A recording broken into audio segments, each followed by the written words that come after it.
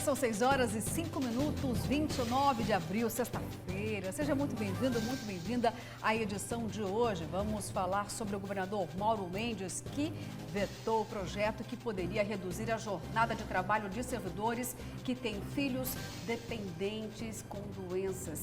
Vamos falar também sobre José Roberto Estopa, que pode ter, de fato, cedido à pressão e, quem sabe, vai encarar as urnas contra o governador Mauro Mendes rumo ao Palácio Paiaguás. E Sindicato dos Médicos dispara denúncias contra o prefeito Emanuel Pinheiro. Tudo isso e muito mais a partir de agora.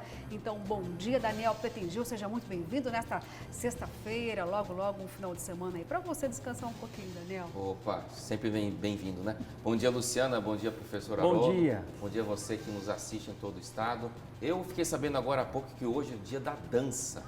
Pois é. Olha. Eu sei que vocês dois são pés de valsa, né? Acertou. Tô ligado. O professor, eu não sei, mas eu sou. Amo dançar. Nossa, quando eu danço, olha, os males vão embora. Adoro uma dança, viu? Até convoquei a redação ontem e falei, gente, aí, não vamos fazer uma festinha nunca mais? Não vamos dançar? Verdade. Eu gosto muito de alegria, viu, professor? Toca um lambadão que você vai ver o professor dançar. Olha aí, vai. Parece Eu que não, patamar, né? Quem olha pra mim fala assim, não, esse aí não dança. Eu sou cuiabano, rapaz. Entendeu? Eu sou cuiabano, eu gosto de festa. Você tá entendendo? O senhor gosta de festa? Marco. Então eu vou lançar um desafio aqui. Eu nem lhe dei bom dia ainda, professor. Você quer Bom dançar dia. comigo? Bom dia. Bom dia. Olha só, Olha. Daniel, você ainda não fez a dancinha do programa Notícia de Frente. Até a nossa super editora, Verônica Raquel, já entrou nessa dança. É o batismo. Nós, né, quando houve uma nova composição muito aqui tempo. da bancada, a gente fez uma dancinha e não é que caiu no gosto do público, Daniel. Então aqui o desafio está lançado. A gente vai fazer em breve uma nova dancinha, incluindo Daniel Petengil. Estou dentro. Estou dentro. Aí Pode gostei, contar tá comigo. vendo? Vamos preparar então esse repertório, viu, Não professor? sou competente igual Vambora. vocês, mas tá bom. Bom dia, Luciana Gavilha. Bom dia, o Daniel Petengil. Bom dia, Coité. Bom dia, a Verônica Raquel, a todos os nossos queridos colaboradores, né? E bom dia a você. Sexta-feira abençoada e iluminada a todos. Vamos embora. Opa, vamos embora. Tem muito pela frente de local, estadual e também nacional. Mas vou pedir aqui para o Daniel Petengil, por favor, trazer para a gente a manchetes, submanchetes do jornal A Gazeta, que circula em todo o estado de Mato Grosso nesta sexta-feira, 29 de abril. Vamos lá, Luciana, o jornal, a edição 10.845 do jornal A Gazeta. Essa manchete principal, tráfico de pessoas em Mato Grosso. 73% são vítimas de exploração sexual, né? É uma reportagem que está na página 1B do jornal A Gazeta de hoje. Traz um problema social muito grande aqui no estado. Embaixo, a submanchete. Amanhã é dia D da vacinação contra sarampo e a influenza, né? Outros tipos de gripe, né? Menos de 5% das pessoas imunizadas, que muita gente focou a vacinação na Covid e esqueceu das demais, né? E aqui embaixo uma matéria exclusiva aqui do jornal A Gazeta, herança da Ararate, a Incominde, que é uma construtora bem conhecida aqui da cidade, fecha acordo para devolver 42 milhões ao Estado.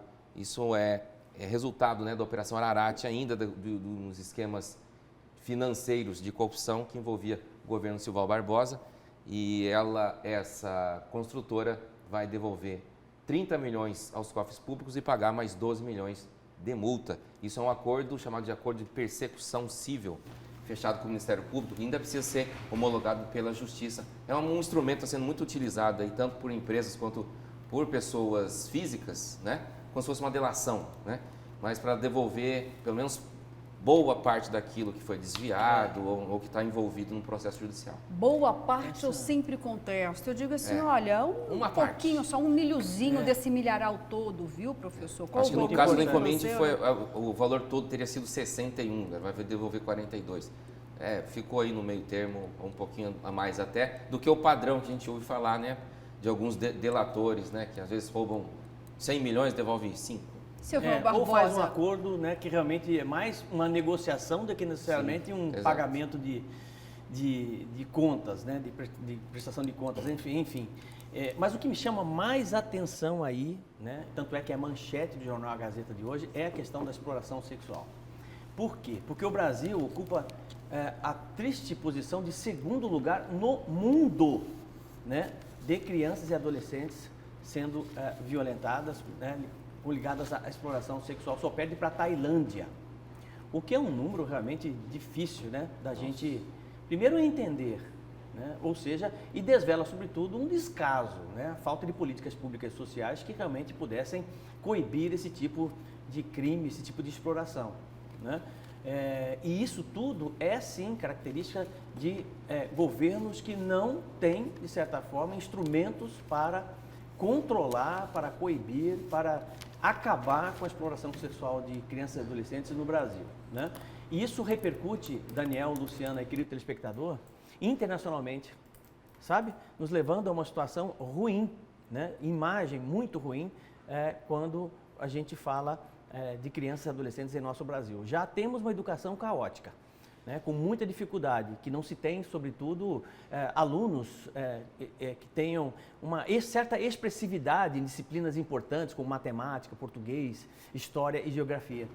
Em outros países, você vê campeonatos em que o russo é o melhor, o menino russo de 10 anos é o melhor aluno do mundo, né, em matemática. E você vê um finlandês que é o de determinada química, por exemplo. No Brasil não tem essa expressividade, né, por conta exatamente da falta de interesse de políticas públicas. Eu quero também destacar um outro dado muito cruel que tem acontecido aqui, em todo o país, mas aqui em Mato Grosso em especial, o poder das facções e a forma como eles têm executado certos crimes com muita barbárie, realmente. Aqui, a última foi até destaque em todo o país agora, de uma jovem lá de Brasnorte, de 21 anos, que teria feito alguns vídeos ali no TikTok, alguns sinais que foram entendidos como referência a uma determinada facção rival do Comando Vermelho, que é uma que é dominante aqui do país, teria ter sido a do PCC.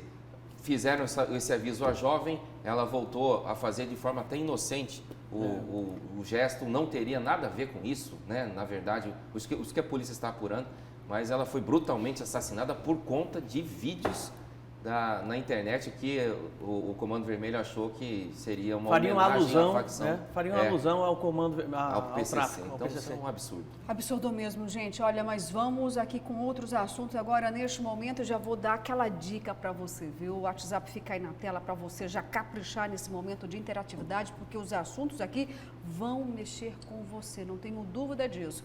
E você pode nos acompanhar também pelas plataformas sociais. Tem o portal Gazeta Digital e também tem o Facebook da TV Vila Real para você nos acompanhar em tempo real. Então, se tiver que sair de casa, não fica triste não e nem desinformado, viu? Pode ir lá ouvindo a gente, mesmo dirigindo. Você consegue nos ouvir pelo Facebook e assistir também. Agora, a primeira reportagem aqui que eu vou citar para vocês, de fato vai trazer desconforto, viu, Daniel? E esse desconforto não é só para parte dos servidores ou até mesmo da população que tem mais humanização dentro de si, professor. Eu estou falando daquele projeto do próprio Poder Executivo, que era lá do Palácio Paiaguás, o governador Mauro Mendes, que mandou um projeto para a Assembleia Legislativa para reduzir em 25% a carga de trabalho, a jornada de trabalho dos servidores que têm dependentes com algum tipo de deficiência, aquelas deficiências mais incapacitantes, mais limitantes. O que aconteceu? Quando esse projeto chegou lá para os deputados, eles pediram ainda mais. Não, governador, 25% é muito pouco. Vamos conceder aí 50% de redução de jornada de trabalho. Aí, gente, a escalada de tensão começou. Por quê? Esse projeto aí foi rechaçado até mesmo pela base governista do governador. Nesse momento, o governador, então, ficou isolado, porque os deputados da base e os deputados de oposição mudaram, mexeram nesse texto. E aí, o que aconteceu, professor? Foi vetado. Foi vetado pelo governador Mauro Mendes, que agora é chamado de desumano, Daniel. E existe uma movimentação agora lá na Assembleia Legislativa para derrubar o veto. O deputado Lúdio Cabral até mesmo utilizou as redes sociais para se manifestar em relação ao veto do governador Mauro Mendes. Vamos ver? O governador de Mato Grosso acaba de fazer mais uma maldade ao vetar o projeto de lei aprovado na Assembleia por unanimidade maldade que assegurava a redução de carga horária para 20 horas semanais a todos os servidores do Estado que têm filho, familiar com deficiência ou doença grave que exige cuidado e acompanhamento permanente.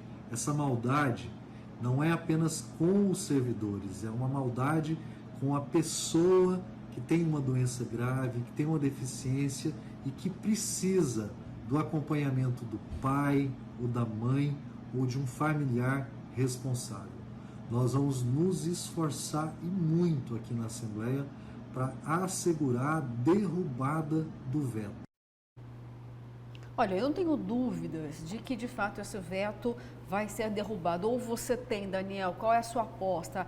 A Casa de Leis vai ficar ao lado ou contra o governador Mauro Mendes? As movimentações dos deputados de todos os blocos têm indicado que vai ser derrubado sim o veto, né? Oposição e governistas estão juntos, né, nessa seara aí, porque foi como bem destacou aí o deputado, foi uma votação unânime, né?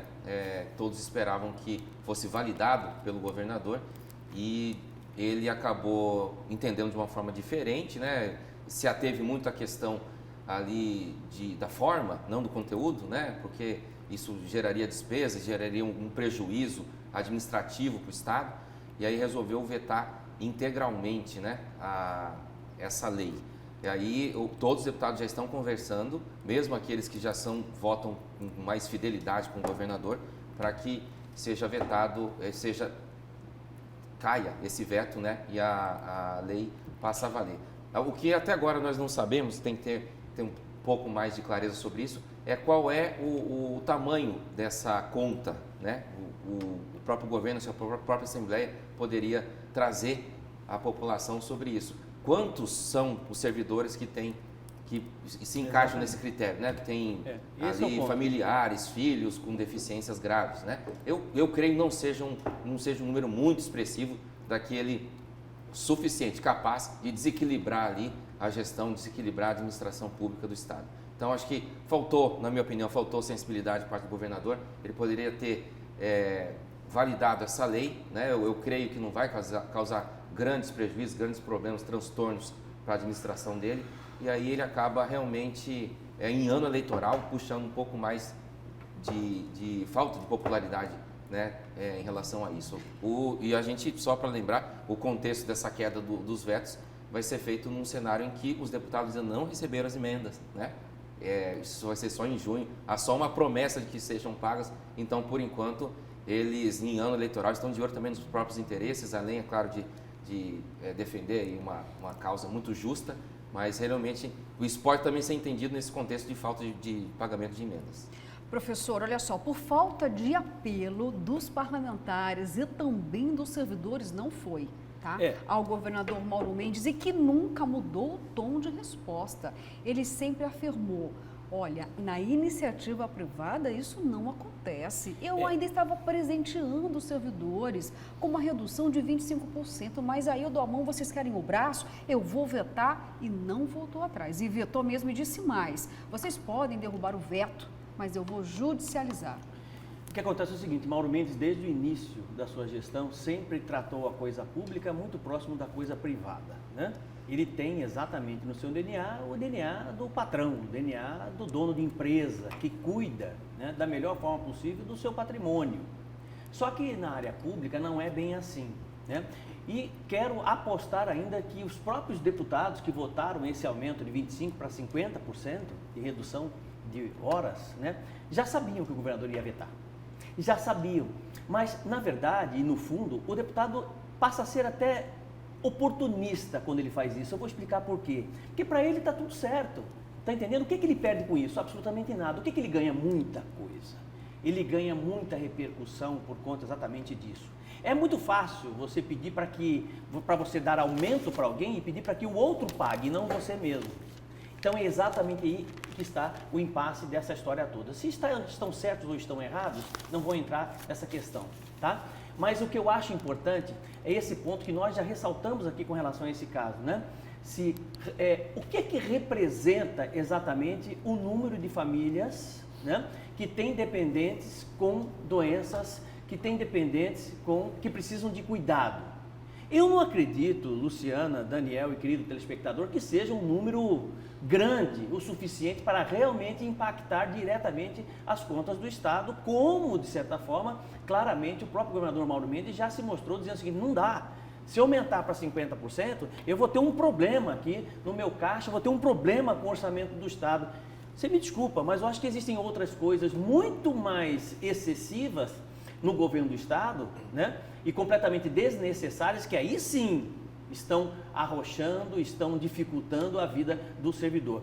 Falta muita sensibilidade por parte do governo do Estado do Mato Grosso em todas as ações e em todas as matérias que realmente ligam as pessoas e o seu maior capital humano, que são os servidores. Já perceberam? Quando se fala de aposentados, nunca tem solução, e a solução é muito difícil depois de muita luta. Quando se fala de profissionais de saúde, na mesma linha. Quando se fala de profissionais de educação, na mesma linha. RGA, não quero nem conversar disso, conversa com o Mauro Carvalho. Tudo é muito difícil quando se lida com pessoas, mas tudo é muito fácil quando se lida com empresários, quando se lida com infraestrutura, né? Tudo é muito fácil e tudo corre muito bem. É muito mais fácil fazer uma revitalização de um hospital, né, e dar um benefício, dar uma renúncia fiscal para uma grande empresa ligada ao agronegócio, do que necessariamente atender famílias que têm pessoas que precisam ser cuidadas. Eu sei exatamente o que eu estou dizendo, porque eu conheço isso dentro de casa. Então a gente precisa realmente de tempo para poder cuidar das pessoas que precisam de tratamento especial, sabe? Mas assim, o que falta, Daniel, Luciana e querido telespectador, volto a ressaltar, é a virtude da empatia. Parar e se colocar na posição do outro. Na medida que as pessoas fazem isso, né, as coisas melhoram. Mas, infelizmente, alguns não nasceram com essa virtude. Olha, professor, só vou discordar em um aspecto do que o senhor disse. O senhor falou que precisa de empatia, mas os parlamentares, os políticos, eles têm empatia com os seus pares, porque os penduricalhos, os benefícios para eles, nunca são negados, aí sempre tem dinheiro em caixa, não vai trazer nenhum impacto à máquina não, quando o tema é penduricalhos e benefícios para os parlamentares, para os políticos, pode ter auxílio paletó, auxílio combustível. Citamos aqui nesses últimos dias, Daniel, o volume financeiro gasto para que os parlamentares pudessem utilizar de combustível, mesmo eles tendo aí passagens aéreas livres, praticamente o quanto eles quiserem, desejarem. Tem senador que gasta muito mais com o seu gabinete do que muitas empresas que sustentam muitas bocas aí nesse estado, nesse município. Aí o dinheiro, gente, nunca falta, o dinheiro é abundante. E tem um número aqui que você citou, que você até colocou uma interrogação, de quanto será esse universo, tá? O nosso colega aqui, o jornalista Lúcio Sorge, bom dia para você, querido, que está na audiência, mandou. Daniel, não passam de 800 servidores, tá? Que tem filhos com dependentes de 100 mil? De 70 mil. De 70 mil servidores. Desses, professor, não chegam a 800. Pois é, você vai me dizer que isso aí impacta a receita para o governador, bilhões de reais do Estado? Porque o governador diz o seguinte: se eu reduzir em 50% a carga horária desse servidor, eu vou ter que contratar um outro servidor no lugar dele para compensar essa redução de jornada de trabalho, na conta e na cabeça do governador Mauro Mendes, tá? Pois é, mas o governo tem o governo do Estado tem um passivo de não sei quantos bilhões de reais com empresas que não pagam um monte de coisa.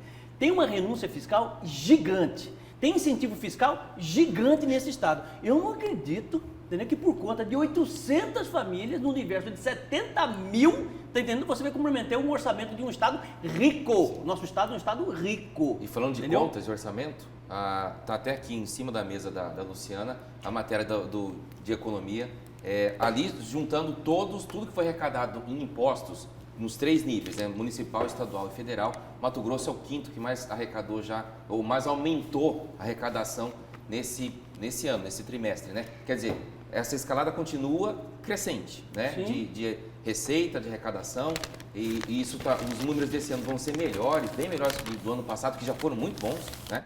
Permitiu aí uma folga para que haja investimento milionário aqui no estado. sobrou dinheiro em caixa. Esse ano, 2022, parece que vai ser muito melhor ainda. Ou seja, existe essa folga de receita, permite que o Estado possa fazer alguns arranjos sociais, né? Para que chegue ali na ponta, chegue ali onde mais interessa, que é das pessoas que mais necessitam. Está aqui na mão, Daniel, Jornal A Gazeta, o caderno de economia, justamente estava aqui já na agulha, porque ia utilizar isso como um argumento muito importante, viu? Mato Grosso é o 5º estado com mais impostos, olha só, que mais arrecadou, viu, gente? Tem, claro, toda a questão da inflação embutida, mas Mato Grosso, sim, está produzindo muito.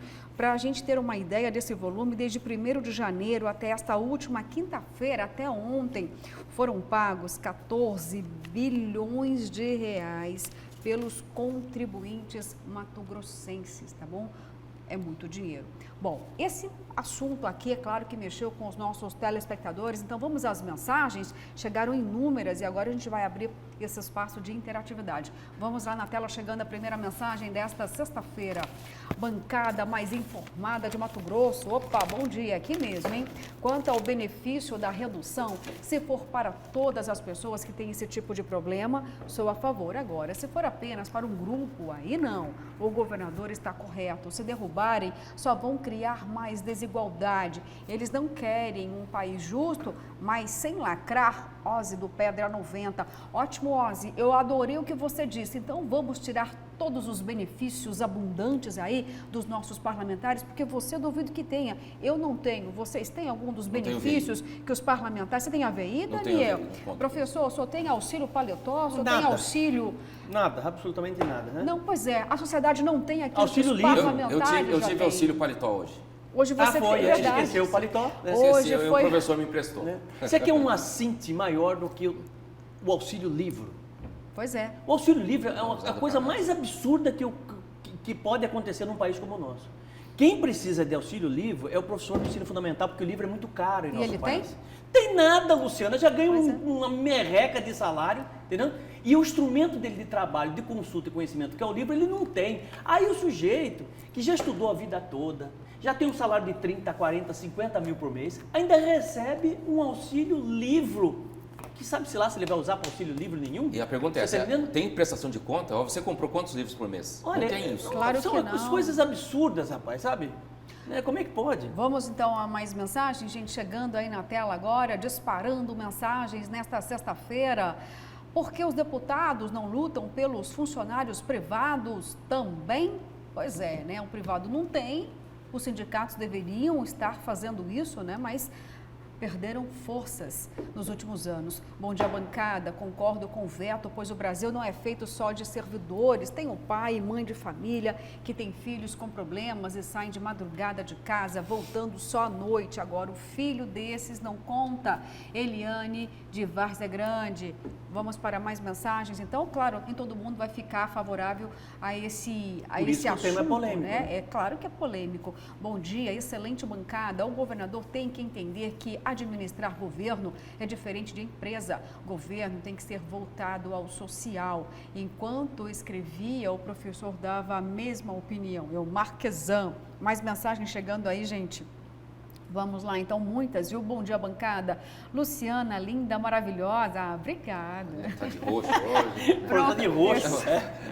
Professor e Daniel, só não entendo porque essa demanda não fora votada em outros tempos. Somente agora, em tempos eleitorais, foram levantar tal demanda. Estranho, não? Olha, vou entender que ele está dizendo o seguinte, se não fosse nesse período eleitoral, os deputados não iriam ficar contra o governador. Foi o que eu disse isso no meu comentário. Porque Você tá é uma questão eleitoreira. É muito confortável. Eu mostrei no meu comentário os dois lados, né? E já, de certa forma, me posicionando, né? Porque também é muito confortável. Quer dizer, o governo deu 25. O governo, dentro dos cálculos dele, se houve sensibilidade ou não vou levar em consideração isso aí. Ele dá 25. Aí os deputados falam assim, rapaz, entendeu? Se nós propormos aqui 50, nós vamos ficar bonito na fita, ano eleitoral, tá entendendo? Vamos ganhar voto de um monte de gente e não somos nós que vamos pagar, é o governo, entendeu? Vamos brigar? Vamos. Pronto. Então, no fundo, eles já sabiam que o governo ia vetar. Isso que eu estou chamando a atenção do telespectador, entendeu? Agora, a chave do problema está exatamente nessa informação que o nosso nosso jornalista Lúcio Sorge nos trouxe, que é a questão de 800 famílias no universo de 70 mil precisarem desse auxílio, precisarem dessa redução. Agora, está correta a observação sobre essa pauta social e de benefícios. Isso está acontecendo muito no país todo. Em governos estaduais, no governo federal. Você viu? Está falando de reajuste, né, recomposição salarial. Essa pauta de benefício mais direto às pessoas foi resgatada muito em ano eleitoral. Isso vai acontecer com mais intensidade, ainda mais. Aqui no estado vai ter mais ainda. Mais mensagens chegando na tela, então. Vamos lá a elas. Bom dia. Muito justo o que o governador fez em vetar esse projeto, pois só iria beneficiar os servidores públicos, iria impactar o orçamento, pois iria ter a abrir concurso para servidores, a fim de fechar a vaga aberta do servidor, que será reduzida a carga horária deles. E quem irá pagar por isso? Somos nós, a população, pois os tributos iriam ficar mais caros do que já está. Outro ponto também, isso não iria beneficiar os funcionários da empresa privada, só os públicos, é o Wilson. Mais mensagens chegando na tela, gente, vamos lá então. O tempo está corrido aqui, tem muito assunto ainda. Bom dia, bancada, me chamo Gilmar. Para mim, esse governo é muito ditador. Ele sempre quer que seja aceito tudo do jeito que ele quer. Por quê? Que quando se trata de política voltada para o interesse dele, tem que ser aceito. Basta vir na Arena Pantanal e ver a quantidade de maquinários e outros veículos para doação às prefeituras e outros. Será que essa economia feita pelo governo agora mostrada para a obra política é só no nosso? Gente, olha só, para a gente encerrar esse assunto aqui, porque precisamos seguir com outros temas importantes e polêmicos também, tem uma questão importante, verdade seja dita, pelo menos o governador Mauro Mendes, ele tentou fazer uma boa lição de casa, conceder uma redução de jornada de 25%, enquanto outros governadores não estão fazendo isso, enquanto a iniciativa privada nem sonha em fazer algo dessa forma. E era preciso fazer, porque é claro, se o servidor tem filhos dependentes, que têm doenças graves, incapacitantes, o trabalhador da iniciativa privada também tem, mas era o princípio de uma discussão para que isso pudesse chegar também até a iniciativa privada. Muitas mães estão deixando o trabalho, mesmo precisando desta renda, porque precisam cuidar desses filhos, professor. Exatamente. A iniciativa privada, muitas vezes, não consegue realmente inserir essa mulher no mercado de trabalho por conta desses problemas familiares, de doenças. A gente precisa ser um país mais humanizado verdadeiramente, tanto no serviço público quanto, Daniel, no privado. Está crescendo o número de nascimentos de crianças autistas, professor. Isso é uma realidade, isso é preocupante. E as pessoas, as mulheres, principalmente as mulheres, porque o homem, ele não vai deixar o emprego dele, mas a mulher deixa a carreira dela, deixa o emprego para cuidar integralmente da sua família. E ela fica de fora do mercado. Era uma discussão importante. A Assembleia exagerou, talvez em 50%? Talvez tenha exagerado. Mas o 25% pelo menos valeria, Daniel. Mas, Luciana, eu acho que nesse debate é um debate profícuo, é um debate importante, né? Num momento importante, né? Eu acho que a Assembleia Legislativa, né? O próprio governador, antes mesmo de vetar, teria que ter um diálogo com a Assembleia, né? Da seguinte forma: tá bom, 50%, mas da onde? Da onde que eu vou tirar os outros 25%? Né? Como é que eu vou fazer para atender exatamente, considerando que vou estourar o meu orçamento se eu der acima de 25%, né? 25%, né? De redução. Você está entendendo? Esse diálogo entre o Legislativo e o Executivo ele é muito importante nesse momento, porque o mais fácil é vetar. Você está entendendo? O mais fácil é vetar e criar toda uma polêmica, criar todo um problema, como nós estamos vendo aí na participação dos nossos telespectadores. Uns a favor, outros contra, né? O mais difícil é tentar corrigir o problema, tentar achar uma solução para o problema, né? Que até agora realmente ninguém tem. E as manifestações dos telespectadores sobre o setor privado realmente tem muito sentido, né? Porque ali a negociação com o patrão é muito mais difícil. Muito mais, não está nem aí. Não, o senhor me libera metade do tempo para eu cuidar do meu filho autista? Praticamente a resposta vai ser não. Vai ser muito difícil que isso aconteça. Não havendo um regramento jurídico, não havendo uma lei que preveja isso, realmente a negociação ali, diretamente, entre o patrão e o empregado vai ser desfavorável para o empregado. É isso aí. Bom, gente, vamos mudar de assunto, mas vamos continuar falando disso, porque afinal de contas ainda tem toda essa movimentação lá na Assembleia para derrubar o veto do governador Mauro Mendes. Enquanto isso não acontece, a gente vai mudar um pouquinho de assunto, vamos falar da saúde. E antes de chamar a reportagem aqui, já vou chamar a Charge, que tem uma relação direta com o tema que vamos falar, é sobre a saúde aqui de Cuiabá. E aí o brilhante Djamil colocou aí o prefeito Emanuel Pinheiro. Alguém disse o seguinte para ele ao celular: prefeito, a situação na saúde está feia. O que Emanuel disse, Daniel? Eu tenho um plano. Professor, está faltando um balãozinho ali. Que plano é esse, prefeito? Plano de saúde. Pois é. Para ele, né? Que plano é esse? Pois é, ontem o presidente, eu acho que é mais um drible, né? Ontem o presidente do Sindmed, né, falou que o Emanuel é o rei do drible, né? Que consegue desviar de absolutamente tudo. É um problema a questão da saúde no município, né? Nós presenciamos isso diariamente, falta de médicos, falta de medicamentos, né?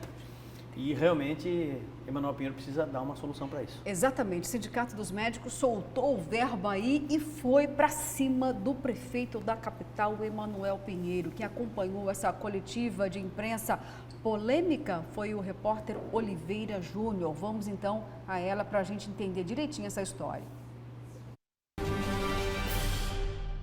Bom dia, Luciana, Haroldo, Daniel Petengil, você que acompanha o Notícia de Frente. Na entrevista coletiva concedida ontem, o presidente do Sindmed fez graves acusações ao sistema de saúde praticado pela Prefeitura Municipal de Cuiabá.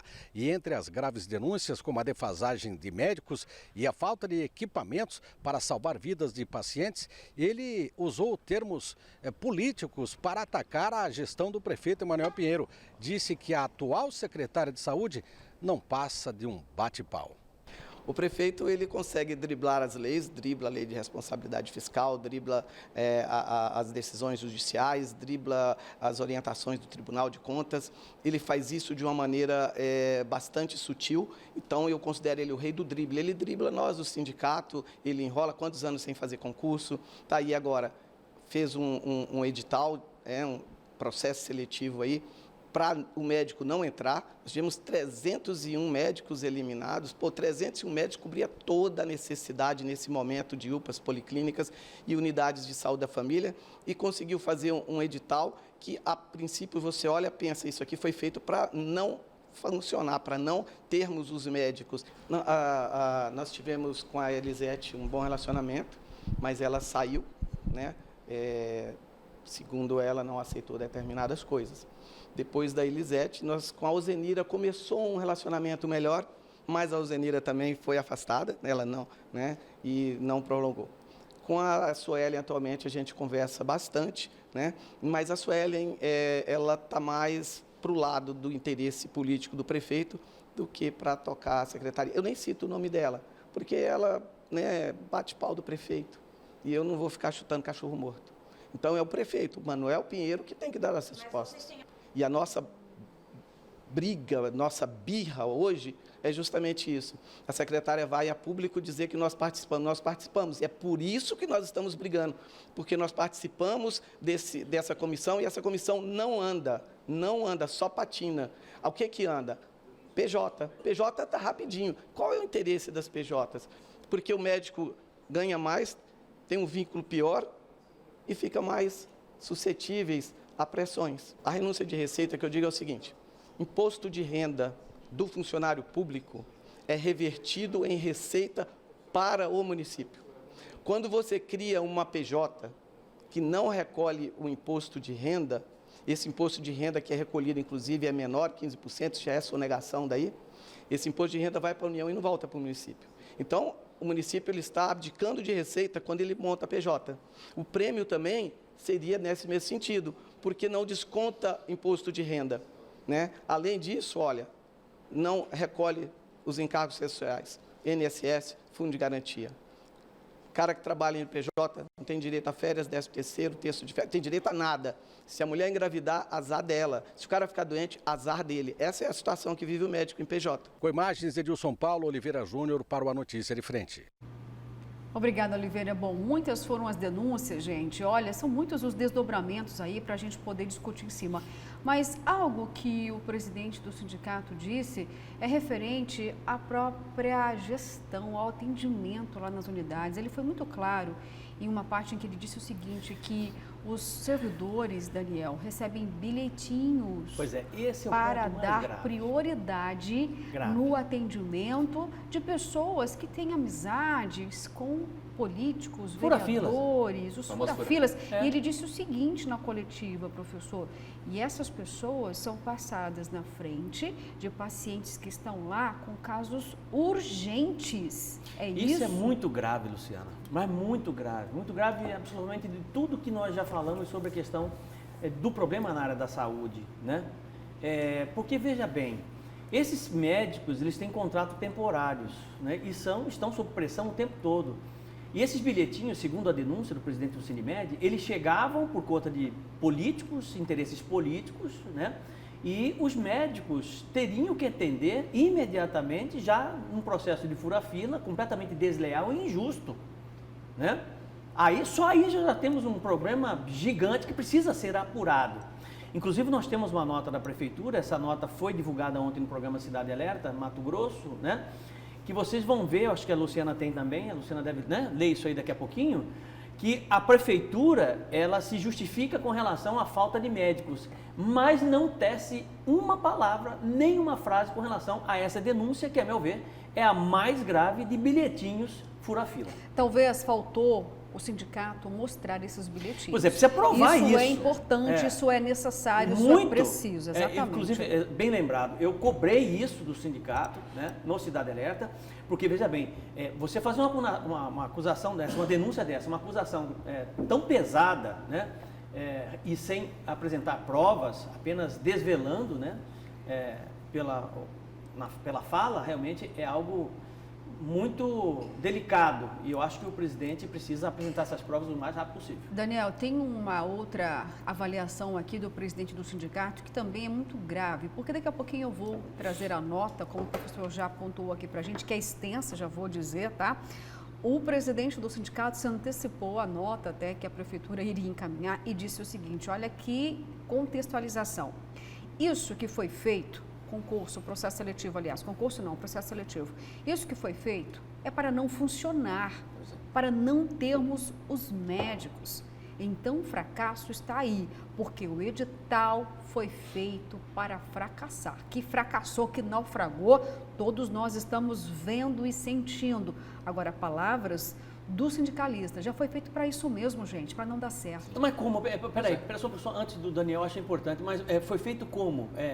O processo seletivo, muitas exigências? O que é? Não, professor. A gente já não falou aqui sobre a falta de incentivos? Sim. Os profissionais, os médicos não estão interessados nesse processo? A precariedade do trabalho continua? Ninguém quer. Sabia-se que, porventura, iriam participar aqueles que já fazem parte do serviço? É isso que o sindicato está falando. Tá. Da forma como o edital foi feito, ele foi feito pensado para afundar, foi feito estrategicamente para não dar certo. Hoje, durante esse processo que a gente vive de inflação, quem não quer um emprego de médico, professor, no serviço público? Quando esse emprego é precário demais, Daniel. Falaram quase tudo, é isso aí. Está mais do que explicado por que os médicos estão fugindo desses processos seletivos. Por quê? Como você disse, o contrato é precário, não garante nenhum tipo de benefício trabalhista para eles. O próprio presidente do sindicato disse, é pejotização, né? Eles não têm direito a férias, a encargos trabalhistas nenhum, a direitos trabalhistas nenhum, né? Como também ele ressaltou, uma médica acaba ficando gestante, ela não tem licença maternidade, ou seja, e tudo isso, os médicos que tentam se aventurar, né, em trabalhar no serviço público, acabam recebendo toda sorte de pressões, né?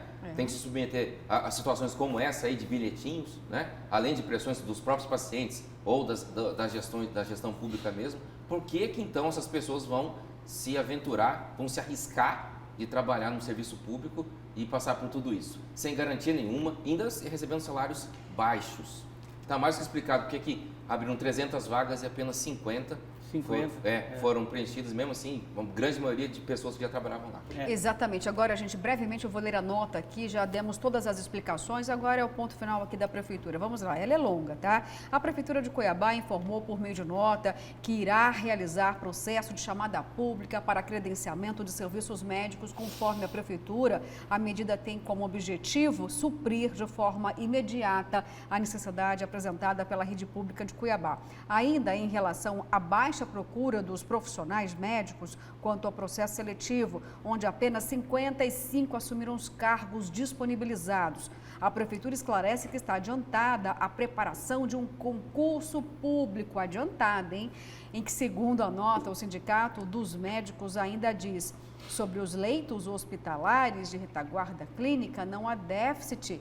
Sobre os plantões extras, a Prefeitura afirma que não há atrasos nos pagamentos. No quesito segurança dos profissionais no pronto-socorro, atuam policiais militares conveniados que atendem a unidade 24 horas. E nas UPAs e policlínicas, há uma viatura com equipe de policiais conveniados que fazem as rondas, além de porteiros ou seguranças nas unidades. Em relação à estrutura, a nota informa que em 60 meses de gestão, a capital entregou 45 obras, entre construção de unidades, reformas e ampliações, entre elas o Hospital Municipal de Cuiabá. A Prefeitura enviou um grande texto, viu, gente, com dados relativos ainda à gestão pública, mas é impossível a gente publicar diante do volume de informações. Mas o que a Prefeitura quis dizer? Estamos trabalhando muito bem, processo seletivo foi feito e concurso público será realizado. Bom, vou para o intervalo, o tempo avançou aqui, são 6 horas e 47 minutos. Ficamos com imagens do trânsito aqui da capital, fomos diretamente para a Avenida e historiador Rubens de Mendonça vai aparecer aí na sua tela nesta sexta-feira. Olha o movimento, Cuiabano correndo para chegar na hora do trabalho, hein? Voltamos já já.